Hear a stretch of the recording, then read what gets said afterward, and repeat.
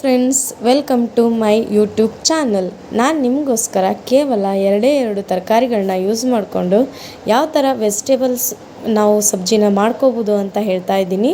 ಇದು ನನ್ನ ಮಗನ ಫೇವ್ರೆಟ್ ಸಬ್ಜಿ ಇದು. ಸೊ ಈ ಥರ ಮಾಡಿಕೊಟ್ರೆ ಅವ್ನು ಖುಷಿಯಾಗಿ ತುಂಬ ಎಂಜಾಯ್ ಮಾಡ್ಕೊಂಡು ತಿಂತಾನೆ. ಮೊದಲಿಗೆ ನಾನು ಈರುಳ್ಳಿ, ಟೊಮ್ಯಾಟೊ ಮತ್ತು ಮೆಣಸಿನ್ಕಾಯಿಗಳನ್ನ ಚೆನ್ನಾಗಿ ವಾಶ್ ಮಾಡಿಕೊಂಡು ಒಂದು ಪ್ಲೇಟಲ್ಲಿ ಉದ್ದಗೆ ಕಟ್ ಮಾಡಿ ಒಂದು ಸೈಡ್ ಎತ್ತಿಟ್ಕೊಂಡಿದ್ದೀನಿ. ಮತ್ತು ನಾನು ಇದಕ್ಕೆ ಆಲೂಗಡ್ಡೆನ ಸಿಪ್ಪೆ ತೆಗೆದು ಕಟ್ ಮಾಡಿ ಎತ್ತಿಟ್ಕೊಂಡಿದ್ದೀನಿ. ಆಮೇಲೆ ಫ್ಲವರ್ನೂ ಕೂಡ ಕ್ಲೀನ್ ಮಾಡಿ ಸಣ್ಣಗೆ ಕಟ್ ಮಾಡಿ ಒಂದು ಸೈಡ್ ಎತ್ತಿಟ್ಕೊಂಡಿದ್ದೀನಿ. ನಂತರ ಇವೆರಡನ್ನೂ ವಾಶ್ ಮಾಡಲಿಕ್ಕೆ ಉಪ್ಪು ಹಾಕಿರುವ ನೀರನ್ನು ತೆಗೆದುಕೊಂಡಿದ್ದೀನಿ. ಇವೆರಡನ್ನೂ ವಾಶ್ ಮಾಡಿ ನಂತರ ನಾನು ಸೈಡಲ್ಲಿ ಎತ್ತಿಡ್ತೀನಿ. ಯಾಕಂದರೆ ಇದರಲ್ಲಿರುವ ನೀರಿನ ಅಂಶ ಹೊರಗಡೆ ಹೋಗಲಿ ಅಂತ. ನಾನು ಈ ಸಬ್ಜಿಗೆ ನೀರು ಹಾಕೋದಿಲ್ಲ. ಸೊ ನೀರು ಹಾಕಿರುವಂಥ ಸಬ್ಜಿ ಬೇಗ ಹಾಳಾಗುತ್ತೆ. ಯಾಕಂದರೆ ಇವಾಗ ಸಮ್ಮರ್ ಸೀಸನ್ ಅಲ್ವಾ, ಮಕ್ಕಳಿಗೂ ಕೂಡ ಡಬ್ಬಿಲಿ ಹಾಕಿದರೆ ಒಂಥರ ಸ್ಮೆಲ್ ಬರುತ್ತೆ. ಸೊ ಹಾಗಾಗಿ ನೀರು ಯೂಸ್ ಮಾಡ್ತಾ ಇಲ್ಲ.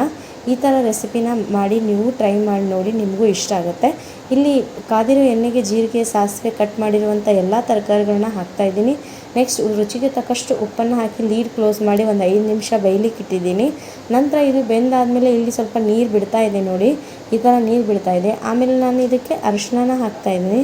ಅರಿಶಿನ ಹಾಕಿ ಮತ್ತೆ ಇದಕ್ಕೆ ಕ್ಲೋಸ್ ಮಾಡ್ತಾಯಿದ್ದೀನಿ. ಯಾಕಂದರೆ ಇದು ಬೇಯಬೇಕಲ್ಲ ತರಕಾರಿ. ಸೊ ಹಾಗಾಗಿ ಇಲ್ಲಿ ನಾನು ಕ್ಲೋಸ್ ಮಾಡ್ತಾಯಿದ್ದೀನಿ ಒಂದು 10 ನಿಮಿಷಗಳ ಕಾಲ. ಆಮೇಲೆ ನೋಡಿ, ಇವಾಗ ನೀರೆಲ್ಲ ಹೋಗಿದೆ ಆಲ್ಮೋಸ್ಟ್. ಇವಾಗ ನಾನು ಸ್ಮ್ಯಾಶ್ ಮಾಡಿ ನೋಡ್ತೀನಿ ತರಕಾರಿ ಬೆಂದಿದೆಯಾ ಇಲ್ವಾ ಅಂತ. ಈ ಥರ ಬೆಂದಿರುವಾಗ ನಮ್ಮ ತರಕಾರಿ ಬೆಂದಿದೆ ಅಂತ ನಮ್ಗೆ ಗೊತ್ತಾಗುತ್ತೆ ಸ್ಮ್ಯಾಶ್ ಮಾಡಿದಾಗ. ನೋಡಿ ಇಲ್ಲಿ ನಮ್ಮ ಬಟಾಟೆ ಯಾವ ಥರ ಸ್ಮ್ಯಾಶ್ ಆಗ್ತಾಯಿದೆ ಅಂತ. ಮತ್ತು ನೋಡಿ ಫ್ಲವರ್ ಕೂಡ ಸ್ಮ್ಯಾಶ್ ಆಗಿದೆ. ಈ ಥರ ಫ್ಲವರ್ ಕೂಡ ಸ್ಮ್ಯಾಶ್ ಆಗಿದೆ ಅಲ್ವಾ. ಸೊ ನಮ್ಮ ಸಬ್ಜಿ ರೆಡಿ ಆಯಿತು ಅಂತ ಅರ್ಥ. ನಿಮ್ಮ ಮಕ್ಕಳು ಖಾರ ತಿನ್ನಲ್ಲ, ಆ ಥರ ತಿನ್ನಲ್ಲ, ಈ ಥರ ತಿನ್ನಲ್ಲ ಅಂದರೆ ಇದೇ ಥರ ಕೊಟ್ಟರು ತಿಂತಾರೆ. ದೊಡ್ಡವ್ರಿಗೆ ಇಷ್ಟ ಆಗಲ್ಲಲ್ವಾ. ಸೊ ಖಾರ ಹಾಕ್ತಾಯಿದ್ದೀನಿ. ಈ ಥರ ಸ್ವಲ್ಪ ಖಾರ ಹಾಕಿ ಆಮೇಲೆ ನೆಕ್ಸ್ಟ್ ನಾನು ಇದಕ್ಕೆ ಗರಂ ಮಸಾಲ ಮತ್ತು ಇದನ್ನೇ ನಮ್ಮದು ಸಬ್ಜಿ ಮಸಾಲ ಸಿಗುತ್ತೆ ಅಲ್ವಾ, ಅದನ್ನು ಆ್ಯಡ್ ಮಾಡ್ತಾಯಿದ್ದೀನಿ. ಆ್ಯಡ್ ಮಾಡಿ ನಾನು ಇವಾಗ ಇದಕ್ಕೆ ಸ್ವಲ್ಪ ಕ್ಲೋಸ್ ಮಾಡ್ತೀನಿ 2 ನಿಮಿಷ. ಅಂದರೆ ಮಸಾಲ ಎಲ್ಲ ಅದಕ್ಕೆ ಹೋಗಬೇಕಲ್ವಾ.